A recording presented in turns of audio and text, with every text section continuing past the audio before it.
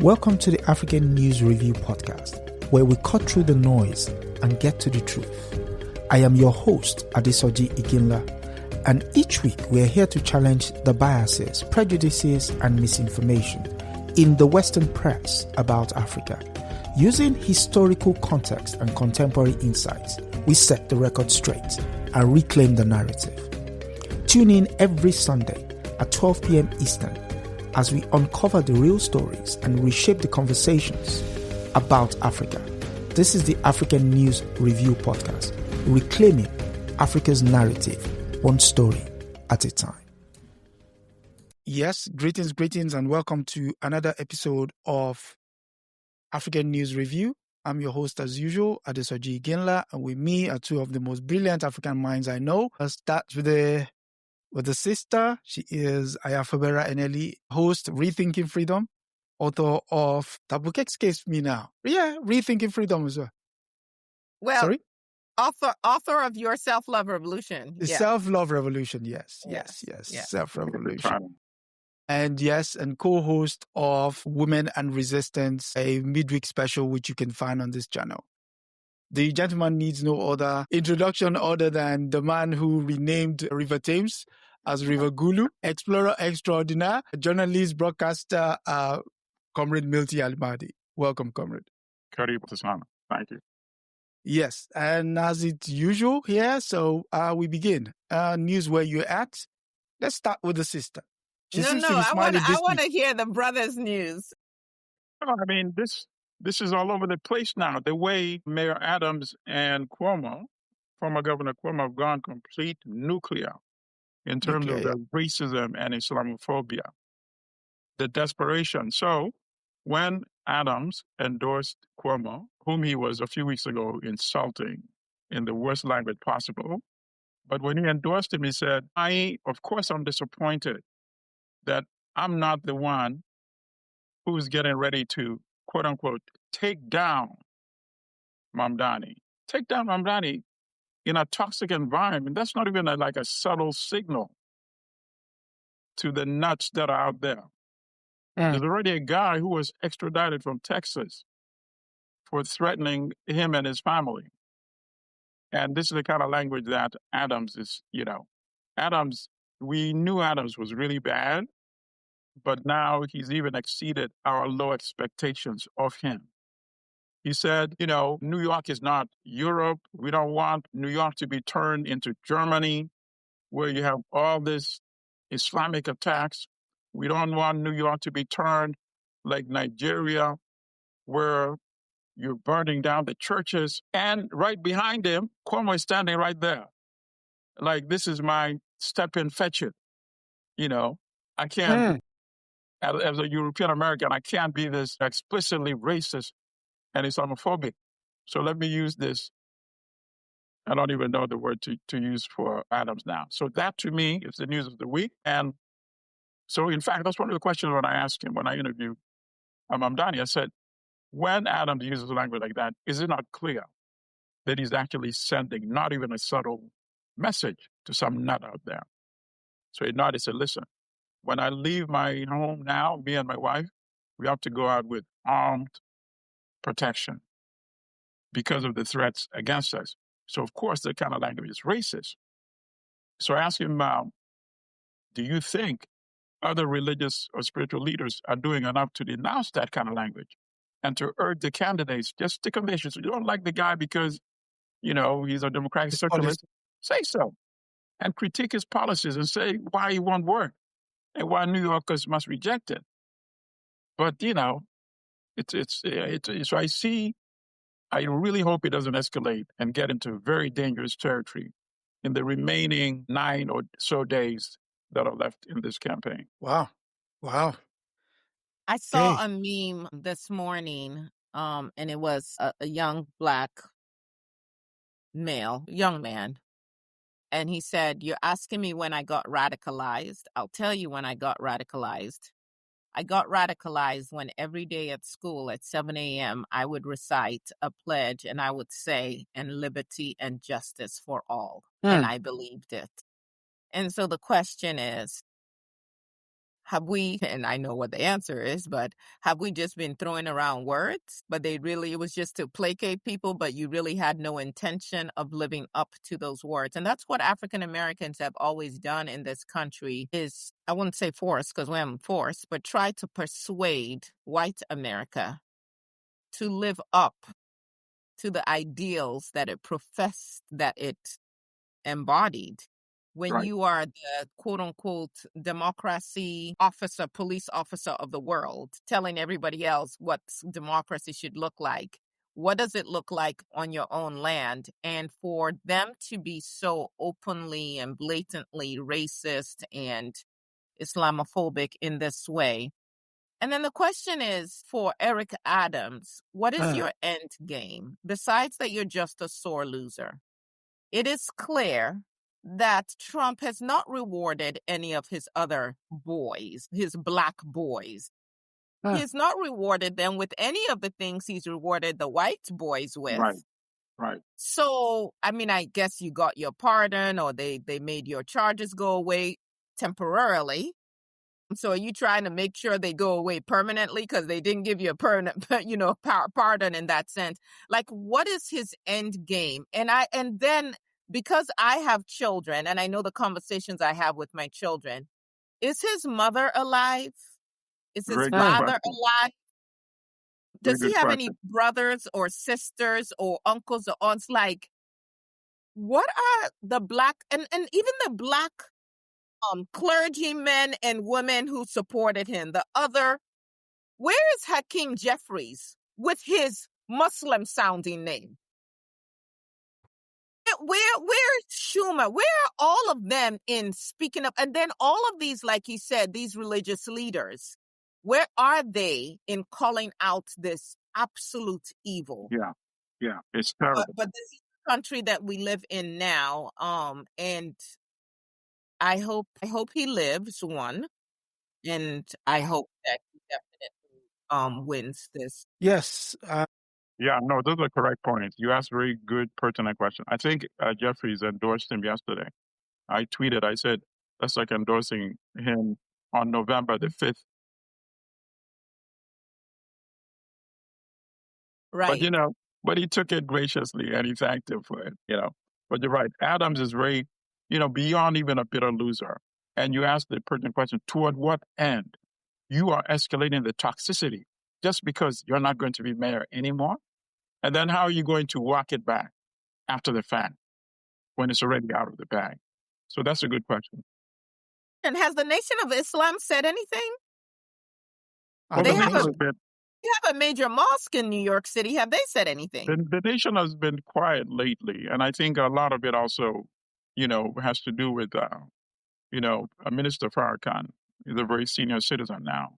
Yeah. So I think that accounts for the lack of activity. But I'm sure the nation, of course, would repudiate something like that. And most of all the other Islamic ministers have, come out. But we need to hear from non-Muslim leaders also to come out, the Christian churches. We definitely do. I think he's speaking at Abyssinian today. So I'm sure Abyssinian would come out strongly to denounce this kind of toxicity that's being spread by Adams and Cuomo. Okay. I'd like to hear what the Jews are saying. What are the Jewish leaders saying? Very good question. Yeah. Interesting. Yeah, so it's a wait-and-see situation. The news here is a book came out in the course of the week titled Nobody's Girl. It's Virginia Giuffre's book, which is partly ghostwritten. And the fallout of that is the Duke of York, Prince Andrew, gave up his titles. But that doesn't seem to be enough for the British establishment. They want his brother to go in hard. One of the key things is he's living rent-free in a royal lodge.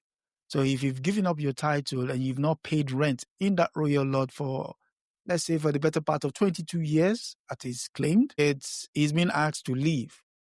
Now, it would be nice if he's asked to leave and, that's left open. In fact, William and his wife has given him till Bonfire Day, November 5, 2025, to leave the Royal Lodge or else. So That is the news making the rounds over here. So, well, for your listeners who may not be aware, who's Virginia? So Virginia Giuffre was 17 at the time of her abuse in the hands of the likes of trafficked by Jeffrey Epstein to the likes of Prince Andrew and a yet unnamed prime minister, which everybody seems to know. So read the book, Nobody's Girl. It's all in there. Although no names were literally named, but there's enough cookie crumbs for you to know who is being spoken about.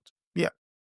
All right. So they need to be careful how they deal with this guy, Andrew, because if he becomes so bitter, he could say, hey, if you want me to pay rent, then all of us should start paying rent,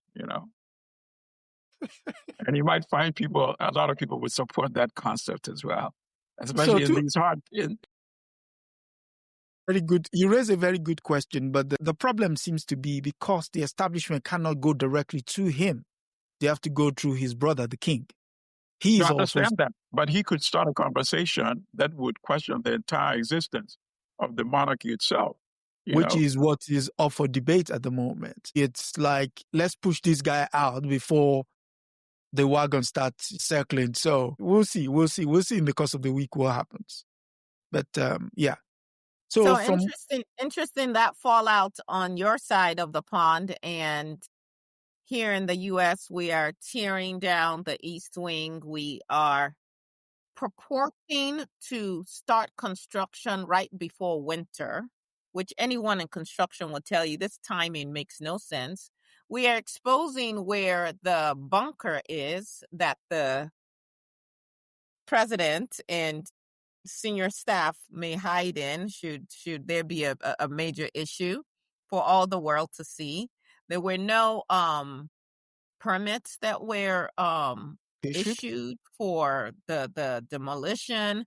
This was an old structure that most likely had asbestos, all of that. It's raining, it's fall now, so this stuff is being carried around. There's so much going on. And in the meantime, our legislators, the Congress is still not, Mike Johnson still will not call them back to work, still is refusing to swear in the senator from Arizona, the congresswoman from Arizona, because she is the last signature needed to expose the Epstein files. And food bank lines are extending, and very interesting times. And for those who are on SNAP, this is the nutrition program that helps people who are living in poverty. That program, if it's not funded by October 31st, there are people who literally will be hungry November 1st.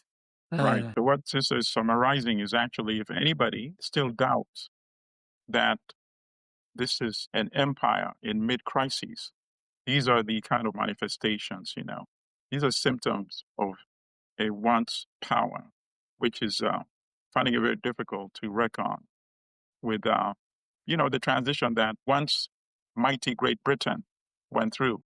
And now the United States is going through that same transition. Yes. So from one news abuse to another, the first news comes from Al Jazeera, and it's titled, Why the Church of England Owes Zimbabwe More Than an Apology. And yes, so it reads, the Church of England owes Zimbabwe more than an apology. Its legacy in Zimbabwe is not only one of faith, but of conquest and concealment. Its moral debt to Africa demands justice, not just an apology, it says. And that's the new Archbishop, the first woman, Sarah Mololi.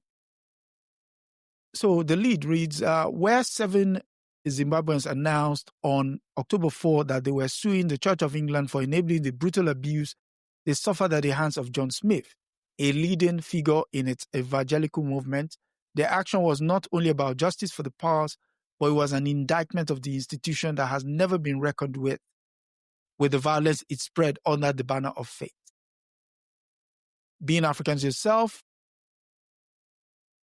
so as they will say, let us pray. What's your take on this? You want to take it first, sister? Sister, No, you you go. can go. Sure. Okay. So first of all, this is like a commentary op-ed opinion piece, very well written, by the way. And as I'm reading it, I started wondering there must be a couple of good books out there, and if not, he should probably, work on a book on the church, imperialism, and abuse in Africa. So, Mm, in terms of the editing here, so it says enabling brutal abuse. I was wondering why they were not just explicit and say enabling brutal sexual abuse.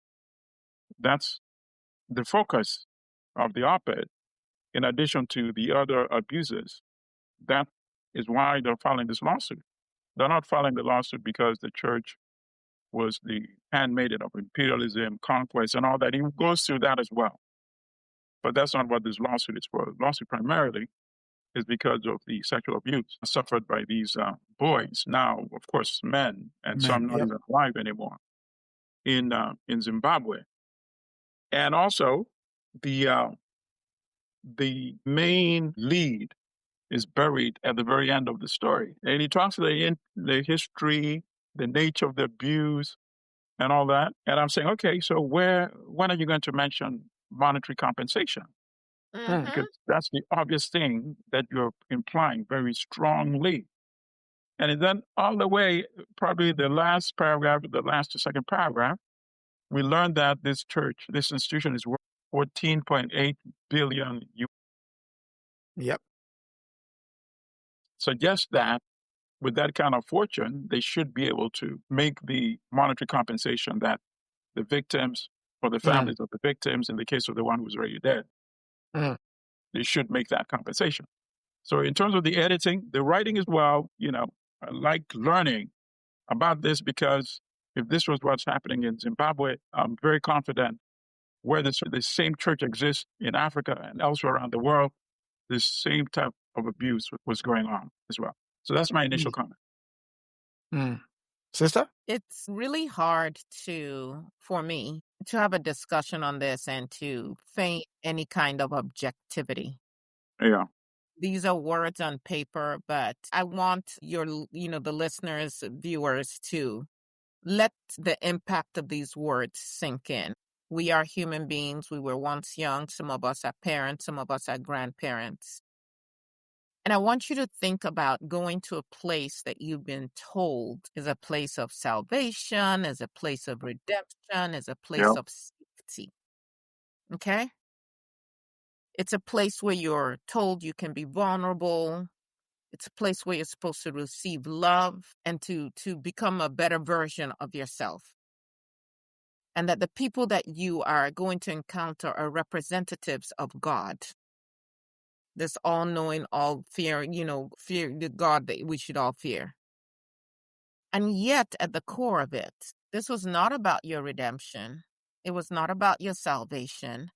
It wasn't about any kind of agape love. It was, as the article says, a commercial enterprise. But more than that, we talk about brothels, we talk about madams, prostitutes, all of that. This was sex trafficking on a whole other level. You literally had your pick of children who were willingly brought to you by their parents. Now, sometimes if you look at Malidoma Some's story that he shares, he didn't go. One parent took him willingly. His mother didn't want him to go. You're separated from your family, from any support. And there you are. Victimized is not the word. You're violated. And then you have to keep silent. And then you have to show deference to your abusers. You have to protect them. You have to serve them while they're profiting, according to the article, morally, spiritually, and materially from, and the article says this, bloodletting of the people. Children being taught to despise their culture and submit to an English higher power that is couched as God. The missionary cross standing beside the soldier's rifle, ensuring that even your conversion, you thinking you're converting to whatever, and it's about your spirituality, but it's about a whole different level of conquest. And by the way, also in this article, one of the guys, one of the victims talks about, I want to find exactly where he says this. He talks about the bond, right? I can't find it right now. But essentially what he's saying is you're abusing me and at the same time instilling in me this bond for my abuser. And if I speak up, then I am tearing down God. I'm tearing down this institution of faith.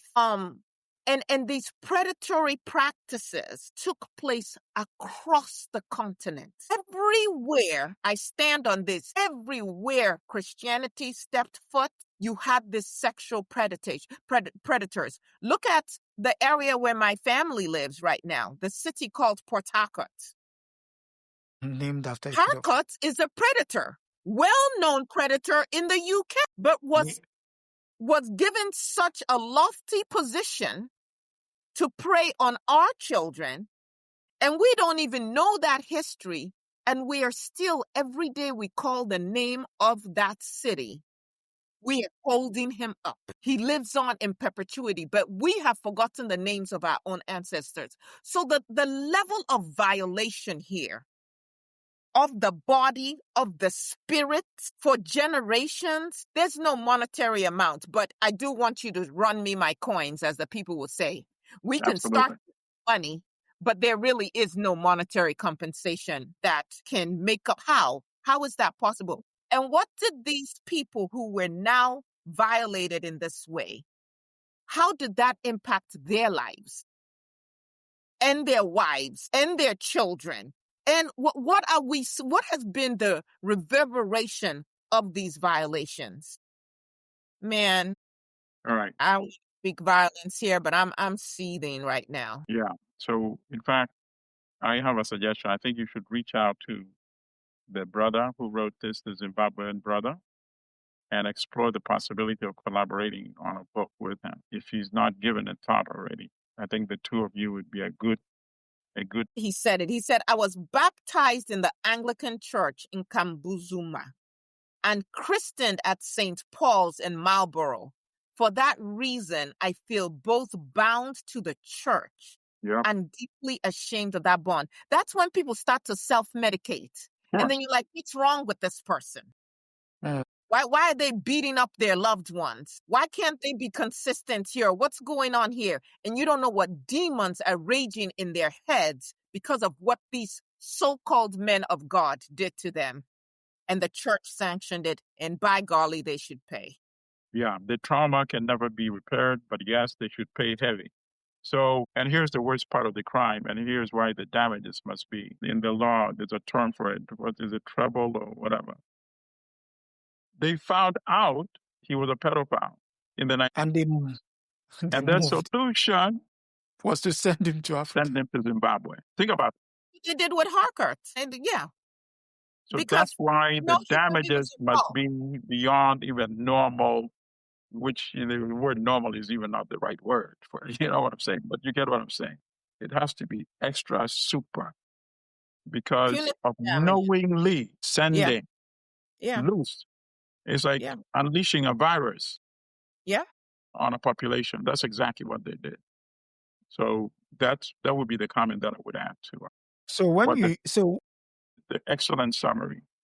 So when you bring it into contemporary times and you hear they're not sending you their best, they're sending you their rapists, it's the projection. Go. I mean, think about even the quote unquote patriots in America. It is common knowledge for those who want to know that they opened jails in England and sent those people to the America. Yep. To the Americas. Yep. But then you project criminality on us. You were the criminals. Right. But they used the Europeanness and whiteness, and it became infectious that many of our people still celebrate Europeanness and whiteness and still bow to whiteness. And that was and that was the genius of the imperial project, right? Yes. It's still the seeds of inferiorization and the permanent worship of whiteness. So you have the Which is what you're seeing in New York in the mayoral race, right? Absolutely. You know, how dare you, brown man, go praying to a different God. You come here and you upset the system, which has worked. That we, the wealthy European elite, the rich, we get to anoint who becomes mayor of this city. And you're coming here and daring to tell people to vote for you? How dare you? And you even made them vote for you. Giving them false dreams. I do want to do one more thing. For all of us who were raised as Christians or in any faith, it is time to get beyond the blind faith and to start using the critical thinking skills, the brain that the God gave us. So when Prime Minister Mugabe's a devout Catholic, what the hell does that mean? Because if you're truly worshiping God, evil is evil, period. Okay? So a devout Catholic promoted a policy of reconciliation that urged forgiveness without truth and progress without justice. Where have we seen that? Why do African leaders keep doing this nonsense? Yes. In defense of Mugabe, he was pressured into doing that. Well, we know there's always pressure. We understand that. He was pressured by other Africans. He was pressured by the Nyerere, Kaunda, because Mugabe actually wanted to fight all the way and to take the capital militarily and then set up, the system they wanted. But Nyerere, Kaunda, they said, let's go with this path. Go and negotiate in London. And they gave him false promises. So the Americans, the British, promised to give him the money to buy the land from the Europeans so they won't just seize it and give it back to the Africans. And he waited and he waited and he waited 20 years. The money never came. And then he did what they had thought they would have been able to do in 1980. So they tricked him. He went and again, and at the end of the day, it came down once again to white worshiping. He fell for that trick. He was deceived, and he ended up being the pariah. After he took the land, something should done in 1980, they cut him off from financing, the economy tanked, and he became the bad guy. Yes, and so... Listen, even in the animal kingdom, the chicken knows not to make a deal with the fork. And I raise chicken. Their brains are not that big. Listen, even the chicken knows not to make deals with the 60 years of so-called independence. Many African misrulers have not learned yet, unfortunately.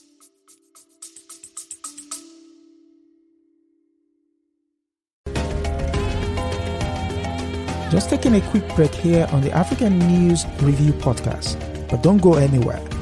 If you're enjoying our deep dive into the real stories behind the headlines, make sure to subscribe so you never miss an episode.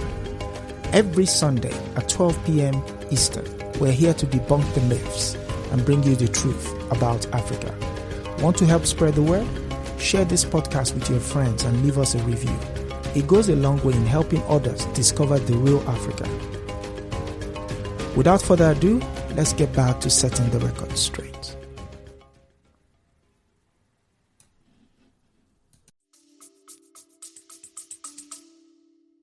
Okay, so from one story of abuse to one seeking compensation, we go to the money paper, the Financial Times. And it's that U.S. court. What's the last time we had that? A U.S. jury finds BNP Paribas liable for damages over Sudan banking roll. Bellwether verdict may set stage for potentially far more damages in thousands of victims assert claims.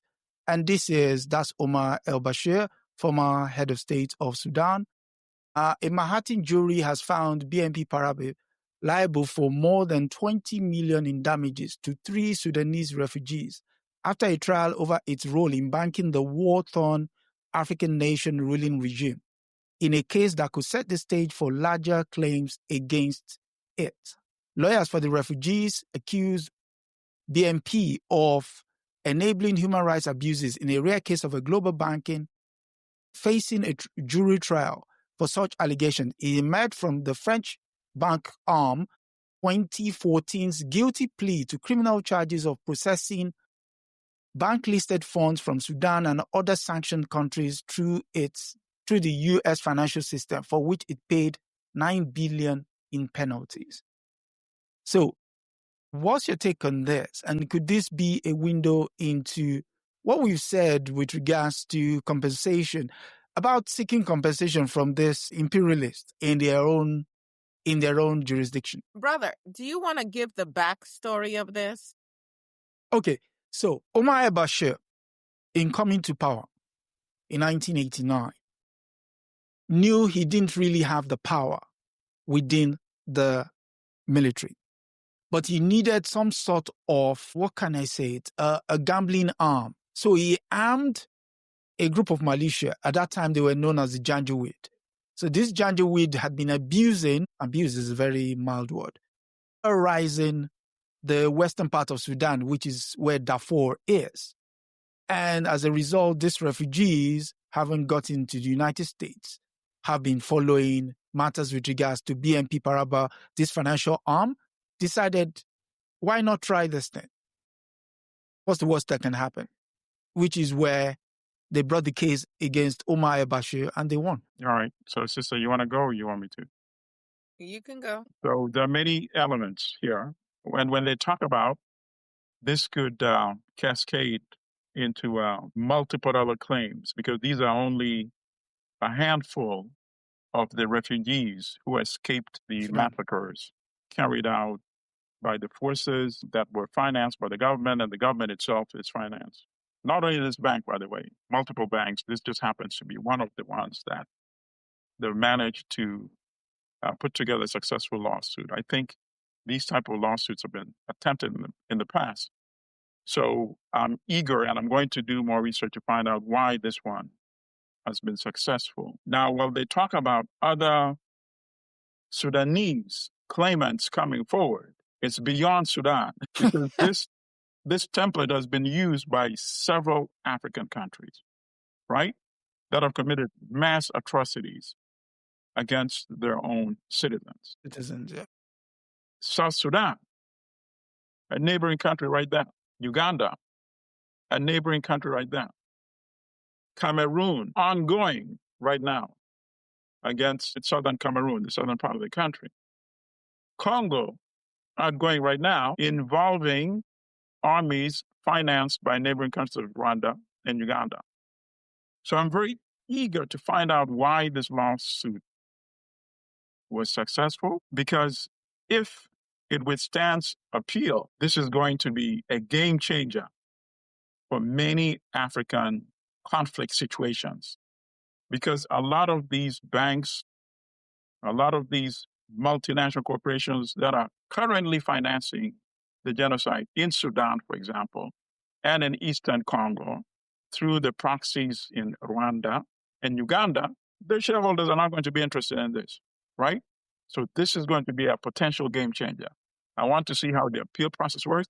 It sounds like, reading the article, that the bank sounds very willing to settle. Normally they would come out and say, this will not survive appeal. We know it's not going to, we're going to prevail, et cetera, et cetera, et cetera. Instead, I picked up something key. They're saying the beneficiaries should be only these, is it 3 or 6 claimants? Yes. And not go beyond that. Yes. They don't want a class action suit because they can be as many as 20,000 or more. Absolutely. Yeah. So the fact that that's what they're hoping and praying for, it means they think it's a solid case. And if it's a solid case, these particular law firms that initiated this process are going to be just inundated with other similar claims against many African governments, and they deserve, against the banks rather, that are financing governments that should not be in place. Sister? Because these governments are now taking this money. The sanctions were put on these governments to try and put basically a stranglehold on them and weaken them economically. But when they find these backdoor ways to bring in resources, then they're using those resources to buy weapons, to further repress and oppress and terrorize their people.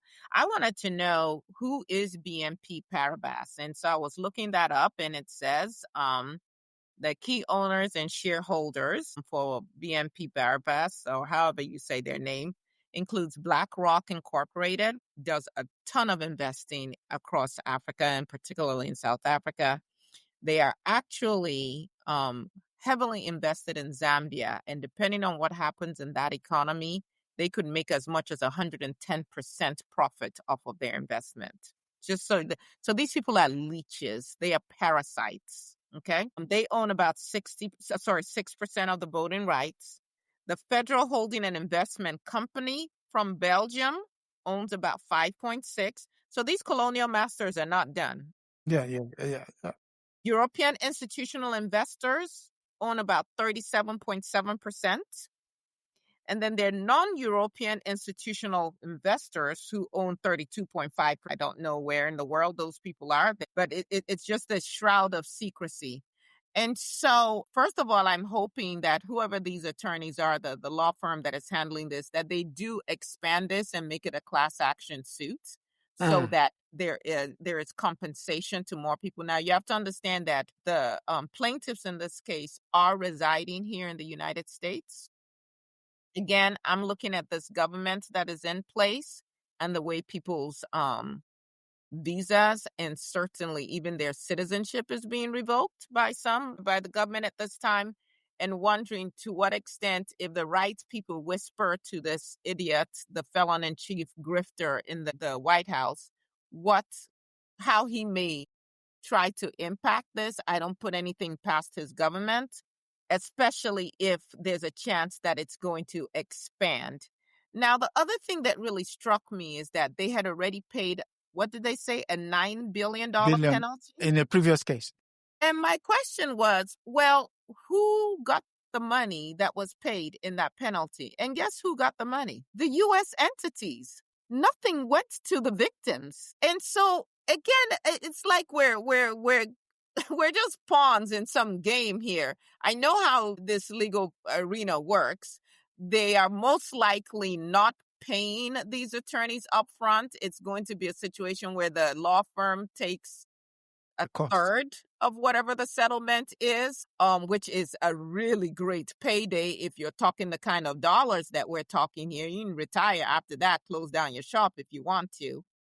But again, just the fact that they had to come to the U.S. as refugees and now get standing to be able to sue. And you have a whole country, and we have legal minds in Sudan, and we are not doing this work for ourselves. So whatever white folk are doing, whatever the imperialists are doing, they are going to do. I don't have any control over that. My area of focus is, what are we doing for ourselves? Where is our sense of agency? So I am glad that the plaintiffs sued. I'm hoping that other plaintiffs or potential plaintiffs around the world are paying attention. Everyone who can sue the Catholic Church and the Anglican churches across not just Africa, but South America as well, come and take notes and follow whatever blueprint has worked so far. And same thing for Sudan here. So I'm glad these stories are coming out, and I hope that we actually do see justice. Well, the measure of justice we can get, because there's really no true justice that can come from this. Yeah. Right. So we can't sue them in our countries because our governments won't allow that. They're so beholden to these multinationals. There's no way can they sue in the Sudan. No way can they sue in Kenya. No way can they sue in Uganda. And that's the sad part of it. It's a very sad statement, which is, of course, a confirmation that these are neo-colonial entities. And I agree with you. Brother, BNP is arguing that this should not be under U.S. law. It should be Swiss law. If that's the case, if that's the argument they're making, let's go under Swiss law, because as I read the law, even under applying Swiss law, you will still be guilty. And that would allow all of these other countries to also sue. They were taking out I think we should milk what we can from the U.S. Yeah. If it's working, let's continue using it until we need to go to another venue. Yeah, I think we use everything we can. Right. Everything. So victims in Ogoni, if there's another angle you can open here, come right here to New York. No, they're doing it in victims the in UK. northern Uganda who were decimated by the regime there, come right here. Congolese, if you can, come right here. Let's milk it to the max. Actually, along those lines, what they did in Sudan, is that not what Britain did in Nigeria during the Civil War, during the Biafran War? That has never really been investigated? Which is why the files have been pushed forward to be opened in another 50 years, as opposed to when it should have been opened in 2015. Yeah. I mean, in the case of Kenya, that worked when the files were opened. The victims of the brutal suppression, repression, torture, execution of the Kenya Land and Freedom Army, they filed a lawsuit in London. And the remaining survivors in their 80s now, some in their 90s. Of course, there are a lot of stuff that money cannot pay for, but they took that money for what the British did to them once they opened those files. So I think there are going to be similar cases when more files are open in the future. Okay, so we continue to watch this space. And for our next story, again, we go into the annals of history, and the news comes from Al Jazeera. And it's titled, this is very painful to read actually, it's titled France Massacre of World War II African Riflemen Premeditated and Covered Up, report says. New findings reveal that the Thiaroye Massacre death toll was far higher than reported, with up to 400 victims. And it goes, a massacre of Africa's World War II riflemen demanding pay for fighting for France in 1944 was premeditated, covered up, and its death toll vastly underestimated, according to a paper submitted to the Senegalese president and seen by the news agency AFP. According to French colonial authorities at the time, at least 35 infantrymen were killed during the massacre at Thiaroye camp near Senegalese capital, Dakar. When you read the story, in light of what you probably already knew about it, what was your take? Brother first. Okay, well, I was happy that it looks like they're opening up an opportunity for more compensation for more victims. But nothing about it was surprising. That the figures were underreported. Yeah. They reported only maybe 35 dead, when in fact it seems like the true number is anywhere from 300 to 400. They even went into the archives and altered some of the information, which of course now makes you wonder how many more files in the colonial archives pertaining to all these colonized countries have been doctored, altered, especially when it involves cases of incidents such as this massacre. And it tells you how forward-thinking Ousmane Sembène was. Because this thing, there are many, many crimes of colonialism and massacres, but we talk about the ones that have been highlighted. Sembène is no longer with us, joined the ancestors, but he made that film, which has allowed this to have a very long shelf life. And in each case, it just keeps expanding. We keep finding out more about this massacre. And people that are not familiar, Ousmane Sembène was one of the most renowned, I would say, global filmmakers, telling the story from the perspective of the victim, right? And he just happened to be a Senegalese, right? Yeah. And Camp Thiaroye is one of his films. And I don't know if it's available online, but, I think you can buy the DVD, you can buy the film. And I've seen it a few times. So I'm glad he did that. That was his documentation. And now they appointed this committee led by a historian. They went into the archives. They did more research. Obviously, they made material that was not accessible at the time Sembène did his film. Now they made it accessible because of their time has elapsed, and they're able to find that, in fact, the number was 10 times more than the figure that had always been referred to historically. And sorry, go ahead. You asked a question. Could you tell the listeners the reason the massacre happened? Okay, very good.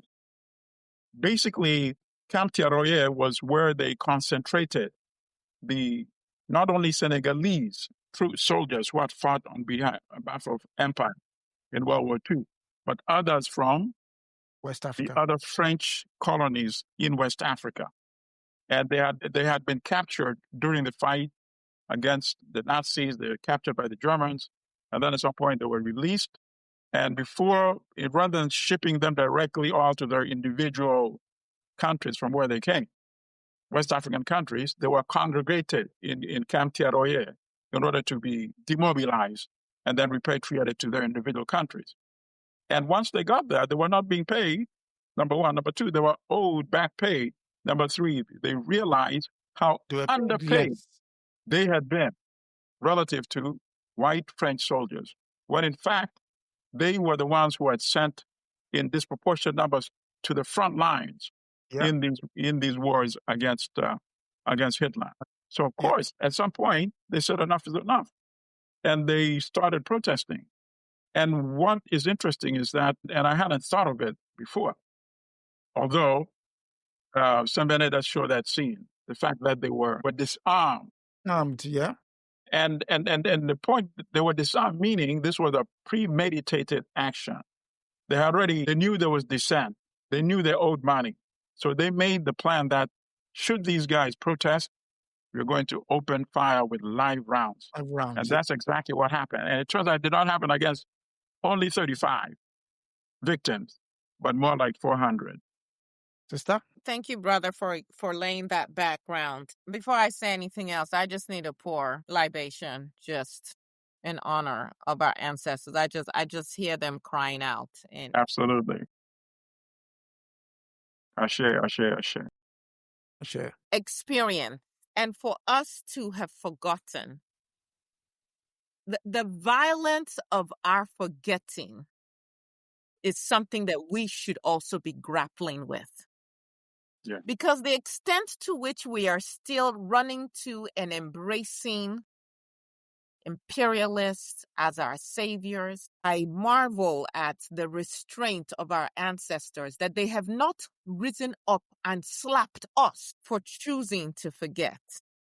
So as you rightly pointed out, we were minding our business on our soil when their Hitler, their equivalent of Trump, starts waging white-on-white crime, has nothing to do with us. And they forced tens of thousands. More than 1 million.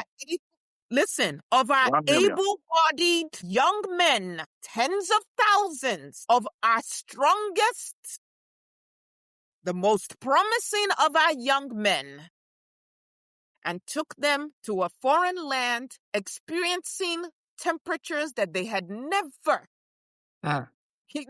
probably never had the awareness that existed. Yeah. Put them on the front lines like cattle to slaughter. We were expendable, no humans involved. Then of the ones that survived, you're paying them less than what you pay the white men. Won our war. White-on-white crime was not our war. You repatriate us back to Senegal. Many of these men were not from Senegal, by the way. They were from other parts of Africa as well. You throw them into this camp. As you pointed out, they're making less, and then even the less that they're making, you're refusing to pay them. And when we're talking about a massacre, let's be clear, when we're just using words and the words are kind of sanitized, they executed these men. It was like a firing squad. You got a machine gun and it's rat-tat-tat-tat.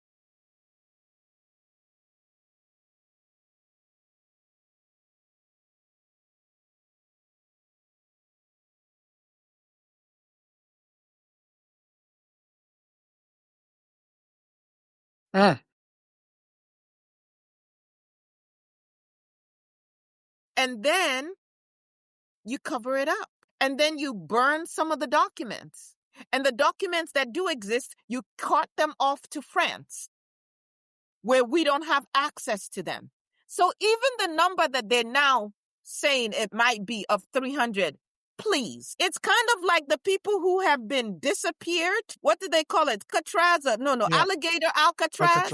Yeah. And they're talking about 2/3 of the people. They're not sure where they are. It's like those children that were separated from their parents. Remember during Trump's first regime, and we're not talking about it anymore, and we don't know where they are, and we have no paperwork supposedly. But obviously they got into a car or on a bus or a train or a plane and went somewhere. Somebody knows something. This is the same thing, history repeating itself. And Adesoji, you're going to have to start putting like a trigger warning on these episodes, because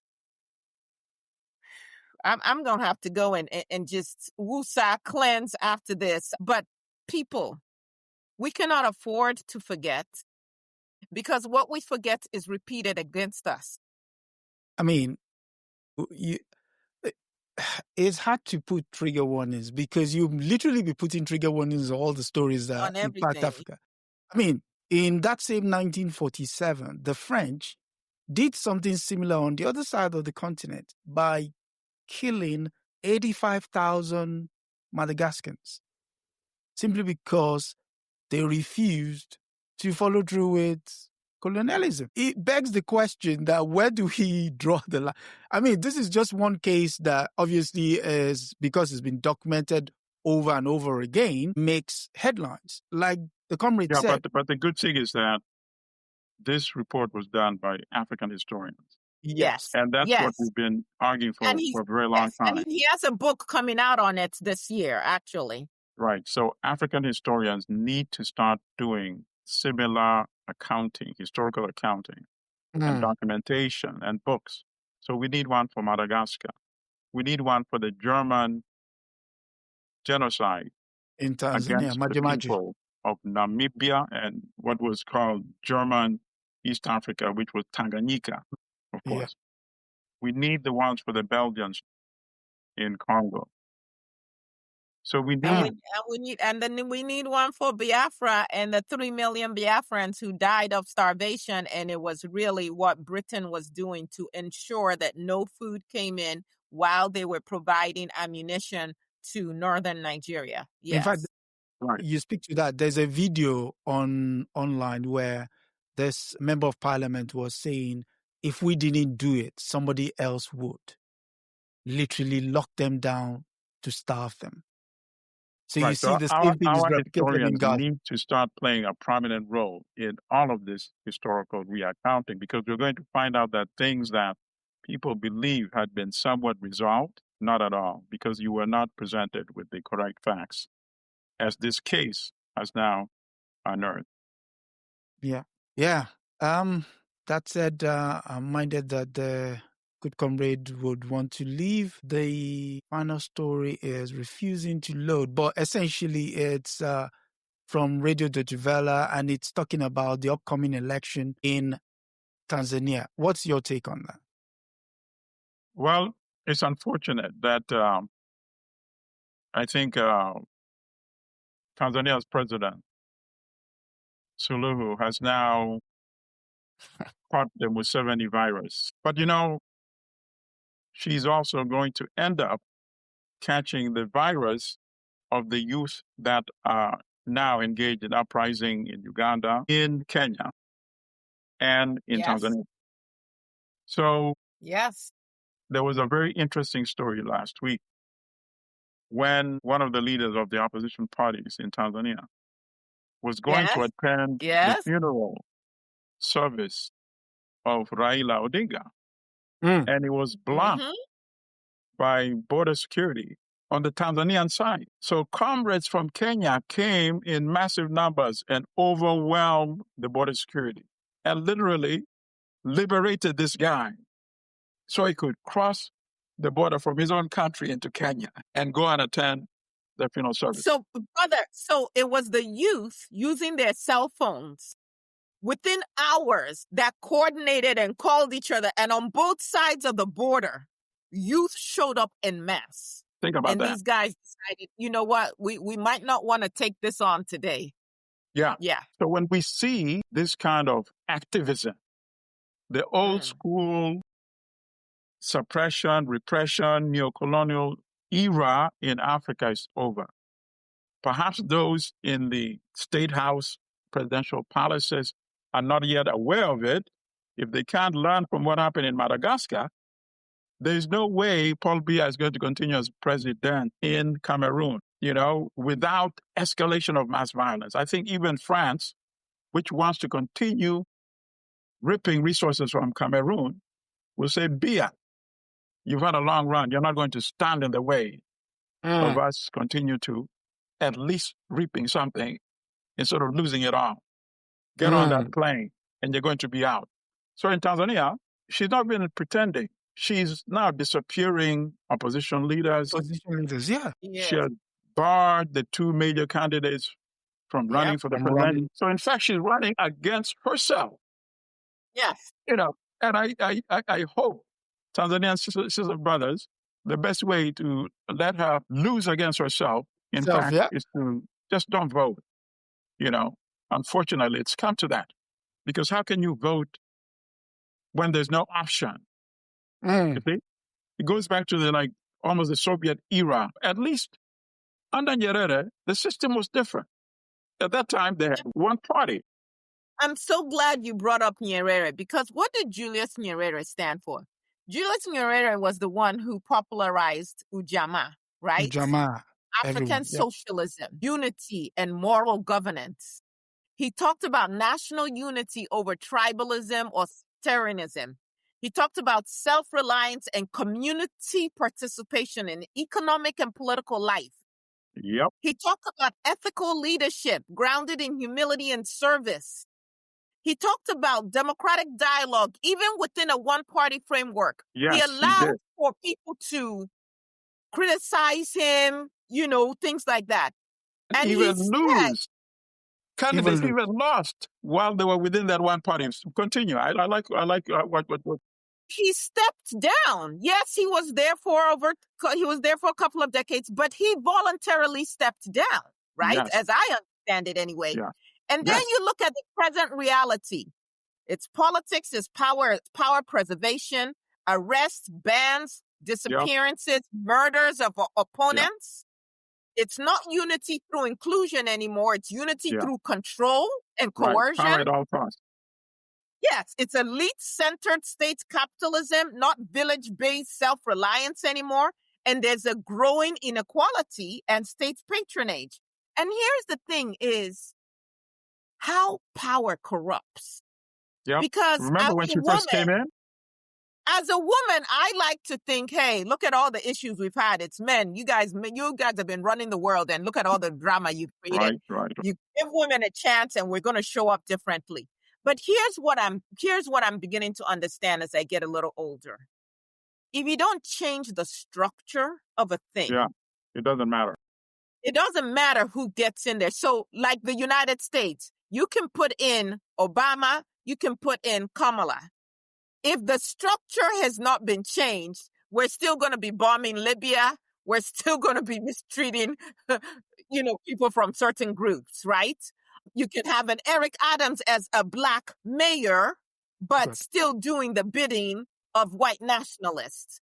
And so really the structure itself has to be changed. And it's a shame that Nyerere had one idea, and this is what has evolved, if you will, in Tanzania. And maybe temporarily. Yeah. Temporarily, yeah. Because, history is a process. And when you talk about changing the structure, there's no other alternative word for it, actually. It's revolution. It's revolution. And, revolutions happen without planning. It says, lead to that. The French Revolution, circumstances led to that. The inequity, the imperialism, the aristocracy, the arrogance, and that type of arrogance we are seeing in the United States, we're seeing in Britain, we're seeing among those African elite. So let's not take the concept of revolution off the table, Yeah. Can I just add one more thing, is the similarities in these stories, not just across the continent of Africa, but as I was reading about the massacre in Senegal, What does it remind you of if you're here in the United States of America? Remember Fort Pillow? And you have these African-American soldiers. Yes, they're prisoners of war like the white soldiers. And what do? We're going to preserve the lives of the white prisoners of war. But the black ones, we're going to summarily execute. The same and thing. So black people, wherever we are in the world, and we're still going this statehood thing, this, I'm ADOS, or I'm Nigerian, or I'm Jamaican. Like, people, get over it. The same thing also happened during the GI Bill. The African Americans were exempted from it. So we are one. Our struggle is one. Our liberation is going to require us to unify. Stop buying into all these crazy divisions. We need to actually have a whole show just focusing on that. That's something that is very important to me. I think it's critical to our liberation. We need to devote a special show just talking about that topic. Once we decide on our desk. Yeah, but you're right. That is the ultimate solution. That solution we've known. That's the solution that launched the Pan-African movement for a reason. So we need to go back to that. Speaking of that, we've come to the end of another African News Review. Some of you might have found out we came out early. That's because the clocks have changed. And so it might be slightly earlier for you guys now. And that said, I must thank, like I said earlier, some of the most brilliant minds I know. Asante sana.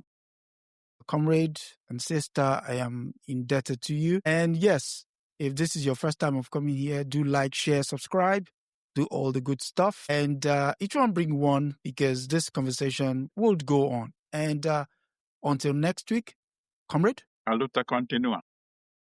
Sister. And from me, it's until the next story. See you. And keep reading. Yeah. See you next week. Okay. Kwaheri. That's a wrap for this week on the African News Review podcast. We hope you are leaving with a clearer, more truthful picture of Africa. Remember, every story has another side, and we're here to uncover it. Don't forget to join us next Sunday at 12 p.m. Eastern as we continue to challenge the narratives and reclaim Africa's voice. If you've enjoyed the show, be sure to subscribe, share, and leave us a review. Until next time, keep questioning, keep learning, and keep seeing Africa for what it truly is.